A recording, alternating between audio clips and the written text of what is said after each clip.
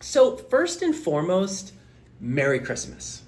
But now that you're sitting with your family on Christmas, I want you to share this with them so we can start breaking the cycle of Christian indoctrination and understand what's actually happening to Christians within Palestine. Israeli journalist Yossi Eli went undercover as a priest in Jerusalem to see for himself the rising hate against indigenous Christians. Within 5 minutes, he was spat on, and that continued 4 other times in a short time frame. Not children playing a prank, not random passerbyers, young extremists, even children and soldiers. They expressed clear, intentional hate towards Christianity. It's really easy for us to cast blame on the religious right, but that's just scapegoating the real problem. Several churches in Gaza were intentionally blown up by airstrikes, and in the West Bank, Christians are targeted just like Muslims. Bombs don't discriminate like Israelis do. So by the end of the day, wearing the priest's robe was a heavy burden.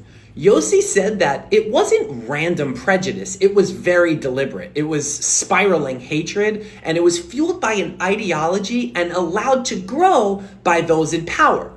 So for a day, he became a priest. For a lifetime, the reality of being a Palestinian Christian in Jerusalem remains extremely difficult and hard to digest.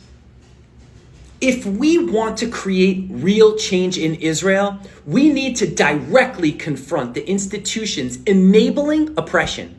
Christian Zionists are funding these atrocities, and by doing so, they're indirectly endorsing the burning of churches, the burning of Christian homes, desecrating cemeteries, spitting on people, graffiti calling Jesus a monkey, and burn statues of the Virgin Mary. This one is kind of a shocker to me. American evangelicals continue to support Israel in record numbers. I've done videos about that. We all know it. But even though evangelical Christianity isn't even an official Christian denomination allowed in Israel, that's the shocking part. So think about that for a second. Why aren't other Christian leaders using their influence to stop this? It's time to break the cycle. It's time for change. If you're an evangelical Christian and you're sending your hard-earned money to a country that doesn't recognize your religion, stop. Break the cycle. Thank you so much for listening. Please like, share, send this to every Christian household you know. We got to end it.